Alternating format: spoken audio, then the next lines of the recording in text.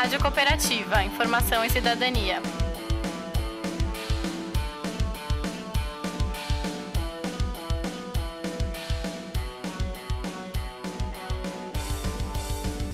Olá, ouvintes! Estamos de volta com a nossa programação sobre a Rio+20, a Conferência da ONU sobre Meio Ambiente e Desenvolvimento Sustentável, cujo evento oficial terminou na última sexta-feira, 22 de junho, no Rio de Janeiro. Lembrando que esta série é produzida nas oficinas de reportagem do segundo ano do ensino médio da Cooperativa Educacional de Ubatuba. A ideia hoje é entender quais foram os principais temas da conferência: economia verde e governança. De acordo com o Programa das Nações Unidas para o Meio Ambiente, a economia verde é aquela que promove o bem-estar humano e a igualdade social, com redução dos riscos ambientais. Tem 3 características principais: é pouco intensiva em carbono, eficiente no uso dos recursos naturais e socialmente inclusiva.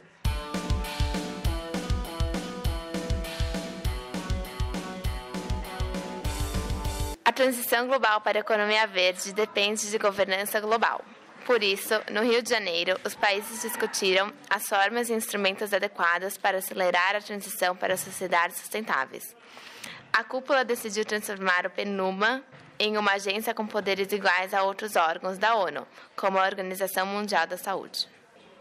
A economia verde foi objeto de intensos debates.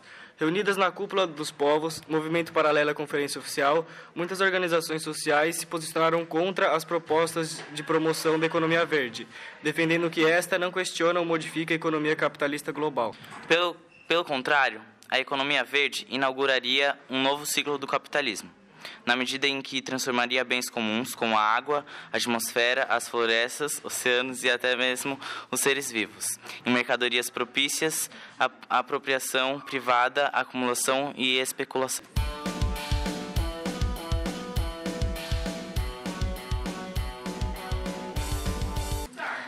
Para protestar contra a mercantilização da economia, cerca de 60 mil pessoas participaram, na sexta-feira, de uma marcha que parou o centro do Rio de Janeiro. Aqui conosco está a Moira, estudante de Biologia, ex-aluna da Cooperativa Educacional de Ubatuba, que participou desse movimento e vai nos contar como foi. Bom dia, Moira. Que balanço você faz da Rio+20? Primeiro eu acho que tem que ressaltar um pouco o tamanho da importância que tem um evento desse, né, que você vê como aconteceu a Rio+20 com todos lá os representantes de diversos países. E que eu, como muitas pessoas que estavam na cúpula, acho que todas, acreditam que isso não vai resolver nada. Não, é porque, afinal, eles se propõem economia verde, entre uma série de outras coisas, e que eu acho que são só uma maneira do capitalismo se adequar a como está o mundo hoje, aos problemas ambientais que a gente tem. Eles, de alguma maneira, também vão querer ganhar com isso. Assim, isso é uma posição pessoal, mas que eu vi que muitas pessoas compartilham dessa posição. E é, inclusive, por isso que foi feita a Cúpula dos Povos. Que eles são pessoas que não se sentem representadas por aqueles políticos que estavam na Rio+20 e, por isso, resolveram organizar um evento paralelo. E nesse evento tinha uma diversidade enorme de pessoas, enormes. Assim, eu vi, o ponto comum é que nossos problemas ambientais e sociais não são separados. Eles são um problema só e que a gente tem que lidar com tudo procurando uma alternativa que contemple a todo mundo. E que não é fácil, não é uma coisa que eu cheguei lá e tinha solução para as coisas, não. Era uma reunião de pessoas que estão procurando soluções juntas.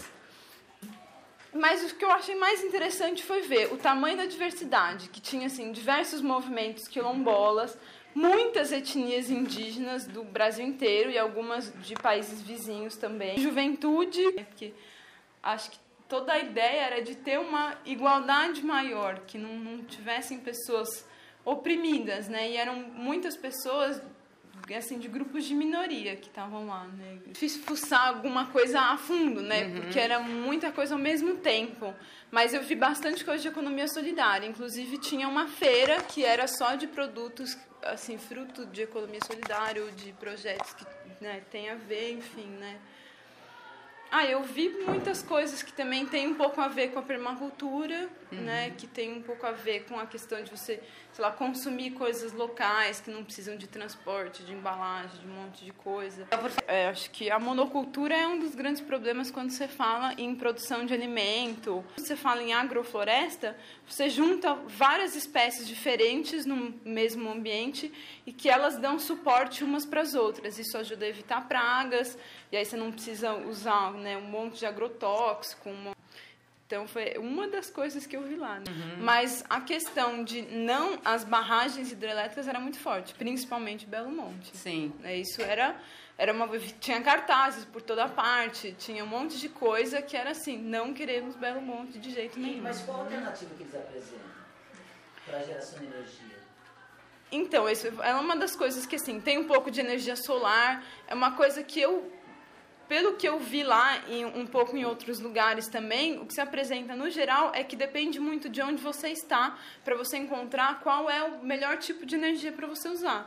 Aqui em Ubatuba-Ipema, por exemplo, ele usa a água, mas de pequenos córregos, a água que circula por lá mesmo para a geração de energia.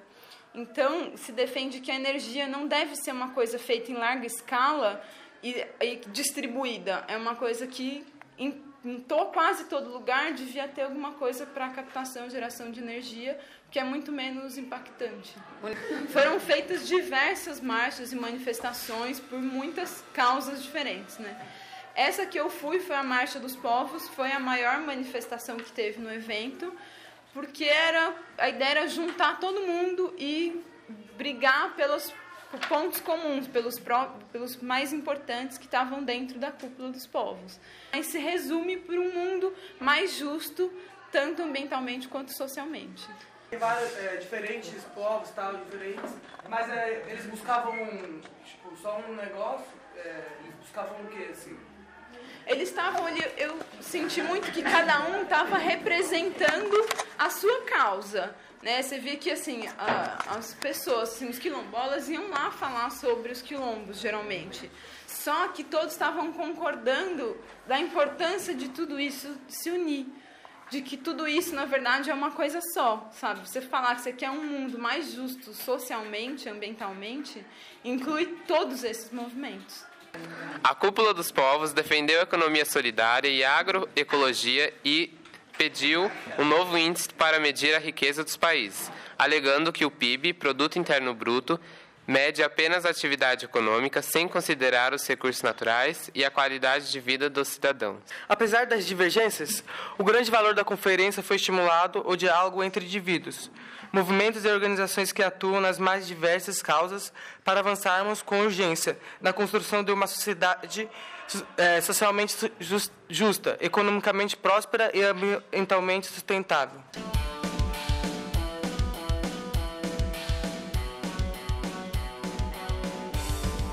Chegamos ao fim da série sobre a Rio+20, mas voltaremos em agosto com um novo tema, Eleições 2012. Até lá e boas férias! Boas férias!